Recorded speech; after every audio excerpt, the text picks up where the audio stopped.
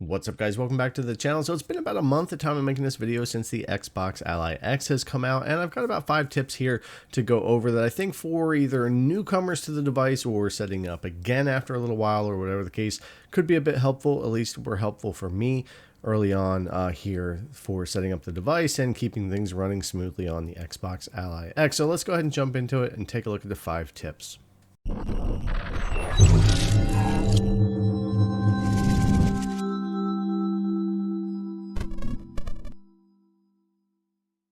Alright, so like we've talked about with this device before, it's definitely a Windows 11 device through and through, and even with that Xbox full screen experience, there's a lot to do when it comes to updates, both when you first set up the device, while it will boot you into the Xbox full screen experience the first time you boot it up, you will need to immediately go to Windows Desktop and start with all the updates if you are first setting this up, especially because there's going to be a lot of Windows updates, store updates, and otherwise that I'll show you here.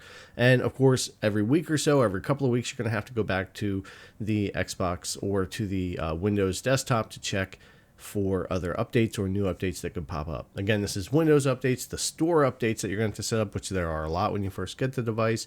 My ASUS updates, and that app will oftentimes have updates that Armory Crate and other places don't. So you have Windows updates, you have the store updates, you have the My ASUS app updates, and then of course we also have the Armory Crate updates, which you can access in desktop mode or Xbox full screen experience, and those will work just fine, it seems. So you could do that either way there. But so 4 places really that you have to watch out for your updates, especially if you're first setting up the device or if it's been a while since you checked. The time of making this video, we actually got some new firmware and new GPU drivers for November 11th, 2025 here. So those came up when I was making the video, and I was able to plug in and go ahead and get those installed. But again, Armory Crate, Windows Update, Windows Store, My ASUS, all of that, you're going to want to check from time to time for updates to keep the device working right and how it should here. So yeah, that's pretty much the first tips here for keeping things running well on your new or existing Xbox Ally X. All right, let's move on to tip number 2. All right, so tip number 2 is pretty simple. Now, on the other Ally devices, that top right button would open up Armory Crate, but now that's going to take you to the Xbox library. That's whether you're on desktop or in the Xbox full screen experience. I was really used to that opening Armory Crate, and it turns out you can still make that happen. If you go ahead and go to Armory Crate the way that it's set up now, go over to the settings and then go into general, there's actually a toggle in here that you can change and make the quick launch button, that top right button there, either go to that Xbox library like I showed you, or work the way that it functions on the Ally X and the Ally, where it opens up the Armory Crate SE app. So you can run that either way, and since I was so used to that, that's how I'm running it for now. Maybe eventually I'll change it and wanted to go back to the Xbox, library or whatever the case. But for me, I really like being able to jump to Armory Crate really quickly with that button. I was very used to it on the ROG Ally X. So I found that pretty useful here that they gave us that toggle to choose what that's going to do here in the general settings. So something that helped me out might help you out if you're used to coming from those other devices. All right, so tip number 3 is going to fall in line kind of with like performance and that type of thing, and this is going to be about VRAM and TDP, which we're going to jump over to Armory Crate SE and we'll take a look at our command center as well.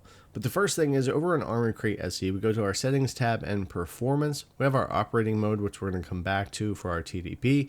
We have system stats, which you can see some info here, eco assist with some different settings in here, GPU settings and more settings, but what we're really going to focus on is the GPU settings and more specifically the VRAM. Now these devices are coming default 8 gigabytes of VRAM, which is a perfect balance for a 24 gigabyte system, leaving you 16 for system RAM, so everything should run pretty smoothly in most of the games, and most games use 4 to 7 on these devices anyway. But you can set anywhere between 6 and 10, 6 and 12, and still run things really well here. So depending on what you're doing with the device or what games you're playing, you can kind of adjust accordingly. You're really not going to gain anything going above 10 or 12, and I really think 8's the sweet spot, and it should default there, but you do want to check to make sure it doesn't default to something odd like 1 or 2 or 4 or something where it could actually hurt performance.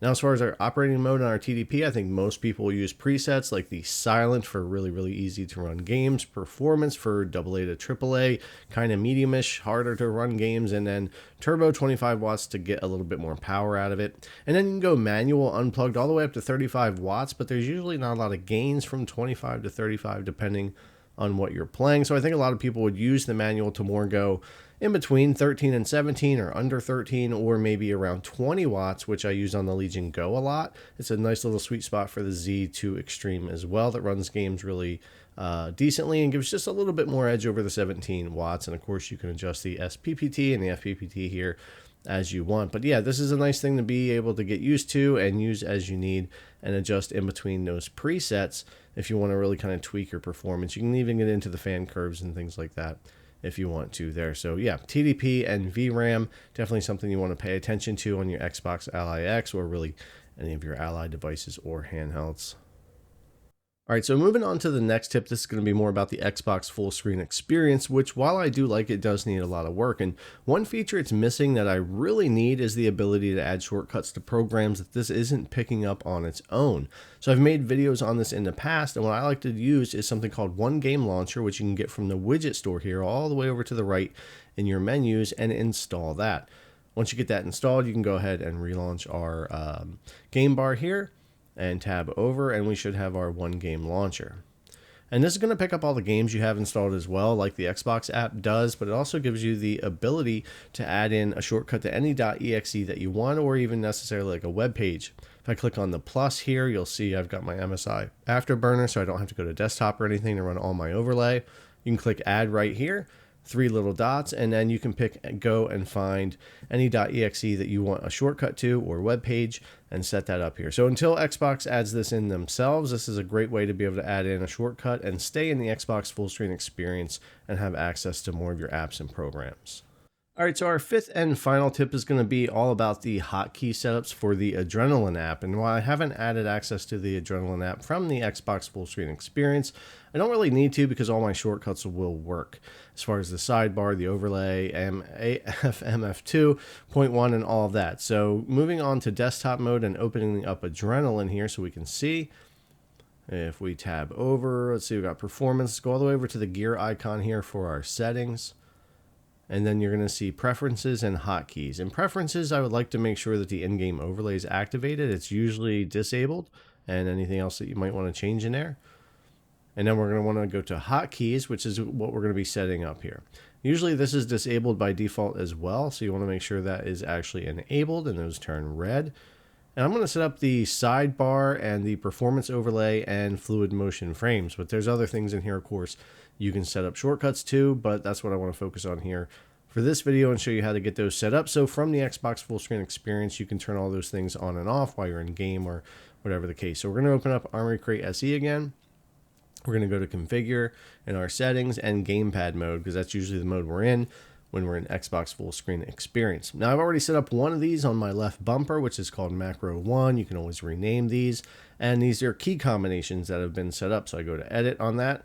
I'll scroll over here to key combinations, and you'll see I have the Alt-Z set up to bring up my sidebar if I want to. And of course we could edit that and make any changes and save it and back out of there. So that's what I have set up for the sidebar on the left bumper. Really easy to do, and I'll show you how to do that over here. So let's go to the right bumper. We're going to set up our performance overlay, which is the Control-Shift-O here. So right bumper, we're going to go to edit.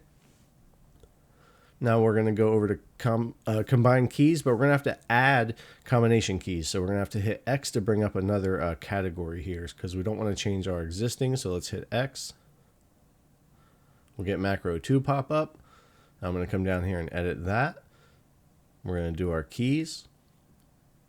Control-Shift-O, and that's going to allow us to toggle our overlay from AMD, which is going to allow me to see fluid motion frames in game. And we select that, and there we go. Macro 2 is assigned to our right bumper now. So if we hold one of our back buttons, M1 or M2, and press that right bumper, we're going to get our overlay pop up. And there we go. If I were to do that with the left bumper, we would get our sidebar. And I'm also going to go ahead and set up fluid motion frames, because that's one I like to be able to access pretty quickly there with the hotkeys. And I'll do that on my right trigger here. Same thing we did before, going into our combined keys. We're going to add a category, Macro 3, edit. It's going to be our Alt-Shift-G for our fluid motion frame. Save that, back out, select it, and you'll see it's the secondary function now for our right trigger. So we'll go ahead and jump into a game so we can actually see that activated. We'll jump into Cyberpunk here. We'll go ahead and bring up our AMD overlay. So we'll have my overlay, which will show base FPS, and the AMD overlay, which will show fluid motion frames. So I'll activate that now with the back button and trigger. We get fluid motion frames 2.1 on here, and you can see we're getting double the frame rate over our base frame rate here. With that on, it's super easy to toggle on and off. So yeah, I like to get all these shortcuts set up for the AMD Adrenalin app, especially fluid motion frames, the sidebar, and the overlay. I just find it all really handy, whether I'm making content or just for gaming myself and that type of thing. And of course, there's other hotkeys and shortcuts and things like that that you could set up and use as well. But these are the three I find the most handy when I'm playing and working on content and things like that here for these devices and for the Allies. And it works great here on the Xbox Ally X. So yeah, that's pretty much it, guys. 5 tips for your Xbox Ally X. Pretty simple stuff, probably more for newcomers, but it's things that in the first month I kind of ran into and thought it would be good to mention. So anyways, as always, thanks a lot for coming to check out the video. Hopefully it was helpful, and I'll see you guys in the next one.